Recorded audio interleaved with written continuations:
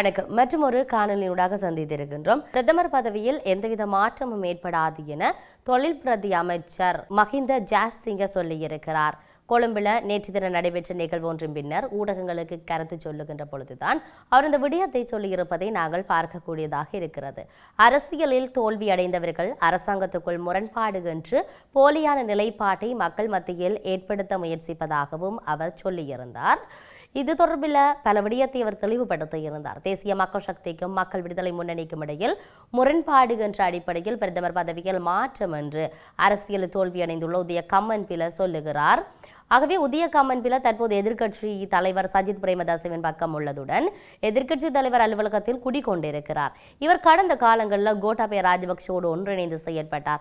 அந்த அரசாங்கம் நெருக்கடிக்குள்ளாகும் தருணத்தில் சூட்சுமமான முறையில் அரசாங்கத்திலிருந்து வெளியேறி சுயாதீனமாக செயல்பட்டார். பின்னர் முன்னாள் ஜனாதிபதி ரணில் விக்ரமசிங்கவிற்கு ஆதரவாக செயல்பட்டார். தற்போது எதிர்க்கட்சி தலைவரோடு ஒன்றிணைந்திருக்கிறார். ஆகவே ஐக்கிய மக்கள் சக்தி என்ற கட்சியை உருவாக்குவதற்கு அந்த கட்சியின் பலர் ஆரம்பத்திலிருந்து அர்ப்பணிப்புடன் செயற்பட்டார்கள். ஆகவே அவர்களுக்கு முன்னுரிமை வழங்குமாறு எதிர்க்கட்சி தலைவரிடம் கேட்டுக்கொள்கிறோம் என்ற விடயத்தை முன்வைத்திருந்தார். பிரதமர் பதவியில் எந்தவித மாற்றமும் ஏற்படாது என்பதை மக்களுக்கு உறுதியாக குறிப்பிட்டுக் கொள்கின்றோம். அரசியலில் தோல்வியடைந்தது எமது அரசியல் கொள்கை என்ன என்பதை கேள்விக்குள்ளாக்கியுள்ளவர்கள் குறிப்பிடும் குற்றச்சாட்டுகளுக்கு அதிக கவனம் செலுத்த வேண்டிய அவசியம் கிடையாது என அவர் சொல்லியிருக்கிறார். உதய கம்மன்பில போன்றவர்களை இணைத்துக் கொள்ளும் போது எதிர்க்கட்சி தலைவர் அவதானத்துடன் செயற்பட வேண்டும் என்ற விடயமும் அங்கு முக்கியமாக சொல்லப்பட்டிருக்கிறது. இதையும் தாண்டி ஜெனீவா மனித உரிமை பேரவை சார்ந்த அமர்வுகள் இடம்பெற காத்திருக்கின்றன. இந்த அமர்வில் கடந்த காலங்களில் செய்யப்பட்டது போன்று தொடர்ச்சியாக இலங்கை சார்ந்தும் அங்கு பேசப்படும் என்பது எல்லோரும் அறிந்த விடயமாக இருக்கிறது. சுவிட்சர்லாந்தின் ஜெனீவாவில் நடைபெறும் மனித உரிமைகள் பேரவையில் 60வது அமர்வில் இலங்கையில் மனித உரிமைகள் நிலைமை குறித்து தனது அறிக்கையை ஐநா மனித உரிமை பேரவையின் ஆணையாளர் வோல்கர் டர்க் சமர்ப்பிக்க இருக்கிறார். மனித உரிமைகள் பேரவையின் 60வது அமர்வு செப்டம்பர் மாதம் 8ஆம் தேதி ஆரம்பமாக இருக்குது. அக்டோபர் மாதம் 8ஆம் தேதி நிறைவடைய இருக்குது. ஐநா மனித உரிமைகள் பேரவையின் அலுவலகத்தால் வெளியிடப்பட்ட நிகழ்ச்சி நிரலின்படி அமர்வின் தொடக்க நாளில் ஆணையாளர் வோல்கர் டார்க் இலங்கை குறித்த தனது அறிக்கையை சமர்ப்பிக்க உள்ளதாக சொல்லப்படுகிறது. ஐநா மனித உரிமைகள் பேரவையின் ஆணையாளர் வோல்கர் டார்க் ஜூன் மாதம் இலங்கைக்கு 4 நாள் உத்தியோகபூர்வ விஜயம் மேற்கொண்டிருந்தார். இந்த நிலையில் இலங்கையில் தனது அவதானிப்புகளை அறிக்கையில் இணைக்க உள்ளதாக சொல்லப்பட்டிருக்கிறது.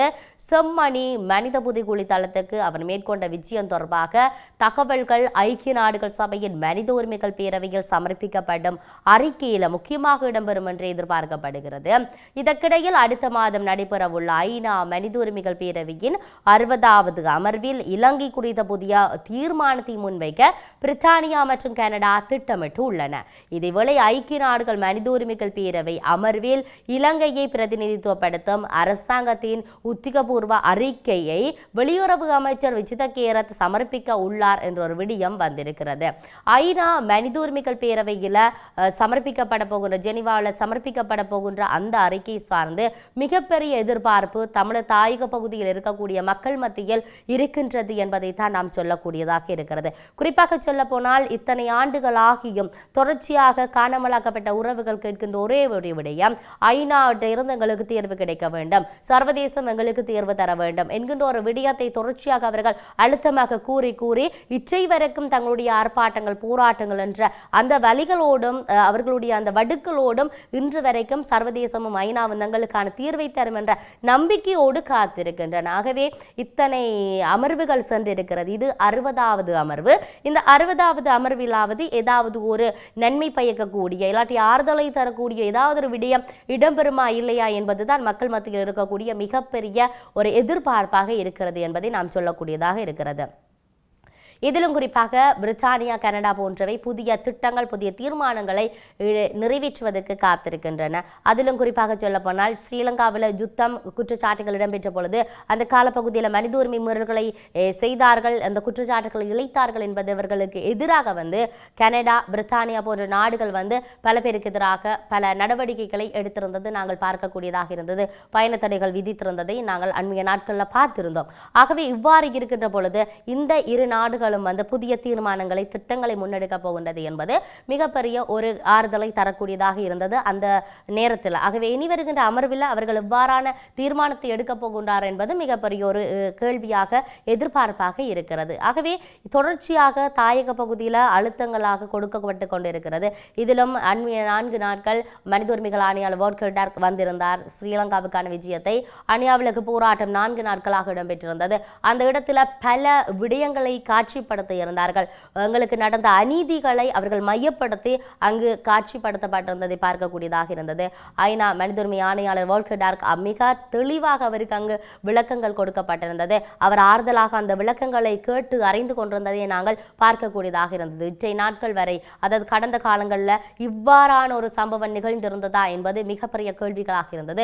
ஆனால் இது ஒரு திடீர் திருப்பமாக இருக்கிறது. ஏதாவது ஒரு நன்மை பயக்கக்கூடிய விடயமாக இருக்கும். ஏனென்றால் செம்மணியினுடைய நகர்வானது தொடர்ச்சியாக இந்த ஆய்வு பணிகள் அங்கு அகழ்வு பணிகள் என்பது தொடர்ச்சியாக இடம்பெற்று கொண்டே இருக்கின்றது. ஆகவே இவற்றையெல்லாம் பார்க்கின்ற பொழுது ஏதாவது ஒரு தீர்வு கிடைக்கும் என்கின்ற ஒரு நிலைப்பாடு இருக்கின்றது. இவற்றையெல்லாம் கிடைக்க வேண்டும் என்பதுதான் பல பேருடைய எதிர்பார்ப்பாகவும் இருக்கின்றது என்பதை நாங்கள் இந்த இடத்தில் சொல்லுகின்ற பொழுது, இதையும் தாண்டி முன்னாள் ஜனாதிபதியின் உரிமைகளை ரத்து செய்யும் சட்டமூலத்தை எதிர்த்து உச்ச நீதிமன்றத்தில் மனு ஒன்று தாக்கல் செய்யப்பட்டிருக்கிறது. ஸ்ரீலங்கா பொதுஜன பெரமுனவை சேர்ந்த ரேணுகா பெரேரா இந்த மனுவை தாக்கல் செய்திருந்தார். சட்டமா அதிபர் இதில் பிரதிவாதியாக பெயரிடப்பட்டிருக்கிறார்.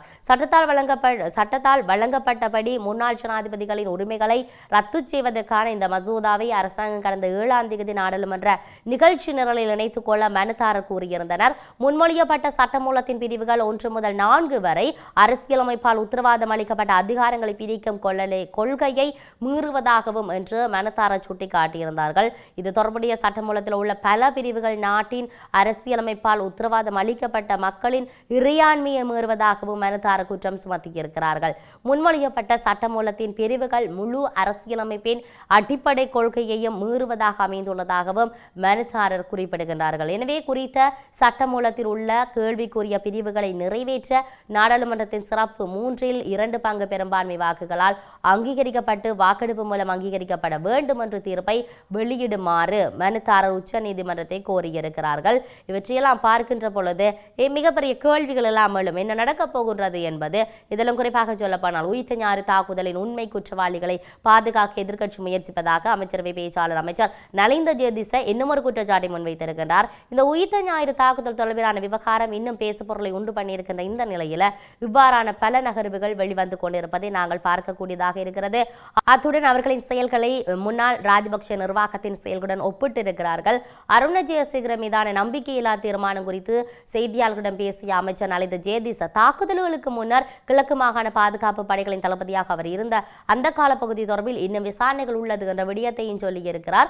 ஆகவே அவரை பதவி நீக்க வேண்டும் என்ற கோரிக்கைகளையும் அவர் நிராகரித்திருக்கிறார். முன்னைய நாடாளுமன்ற அல்லது ஜனாதிபதி ஆணைக்குழு விசாரணைகளின் போது அருண ஜெயசேகரவின் பெயர் எழுப்பப்படவில்லை. எதிர்க்கட்சிகளின் கோரிக்கைகள் மீது அரசாங்கம் நடவடிக்கை எடுக்காது. குற்றப்புலனாய்வு திணைக்கள விசாரணைகள் உண்மையான சூத்திரதாரி பக்கத்திலிருந்து கவனத்தை திசை திருப்ப முயற்சியாக எதிர்க்கட்சிகளின் திடீர் ஆர்வம் இருப்பதாக அவர் குற்றம் சாட்டியிருந்தார். இந்த தாக்குதல் குறித்து முன்கூட்டிய உளவுத்துறை தகவல்கள் இருந்த போதிலும் செயல்பட தவறியவர்களை குற்றப்புலனாய்வு திணைக்கள விசாரணைகள் குறிவைப்பதாக அவர் மேலும் சொல்லியிருந்ததை நாங்கள் பார்க்கக்கூடியதாக இருக்கிறது. இவற்றையும் தாண்டி அடிப்படை உரிமைகளின் தாக்கங்களை ஏற்படுத்தக்கூடிய சாத்தியப்பாடு உடையதாக ஒவ்வொரு உத்தேச சட்டம் தொடர்பிலும் ஆணைக்குழுவின் அவதானிப்புகள் மற்றும் பரிந்துரைகள் ஆரம்பத்தில் இருந்தே பெறப்பட வேண்டும். அதற்கமைய அரச சார்பற்ற அமைப்புகள் சட்டமூல வரைவின் பிரதியை இயலுமானவரை விரைவாக தங்களுக்கு அனுப்பி வைக்குமாறு பொதுமக்கள் பாதுகாப்பு அமைச்சிடம் இலங்கை மனித உரிமைகள் ஆணைக்குழு வேண்டுகோள் விடுத்திருப்பதை பார்க்கக்கூடியதாக இருக்குது. இது குறித்து இலங்கை மனித உரிமைகள் ஆணையாளர் தவிசாளர் STP தெஹிதெனியவினால் பாதுகாப்பு, அதாவது பொதுமக்கள் பாதுகாப்பு அமைச்சின் செயலாளர் DWRP செனவிரத்தினவுக்கு அனுப்பி வைக்கப்பட்டிருக்கும் கடிதத்தில் அழகாக சொல்லப்பட்டிருக்கிறது.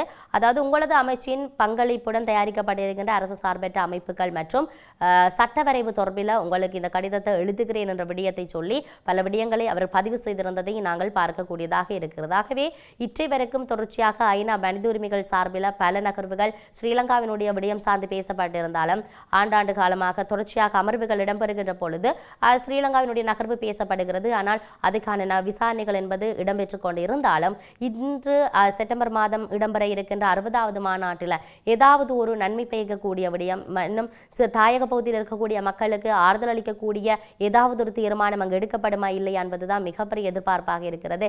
எடுக்கப்படும் என்ற நம்பிக்கையோடு இன்னும் மக்கள் காத்திருக்கிறார்கள் என்பதை நாம் இந்த இடத்தில் பதிவு செய்து கொண்டு மற்றொரு பதிவினூடாக சந்திப்போம். வணக்கம்.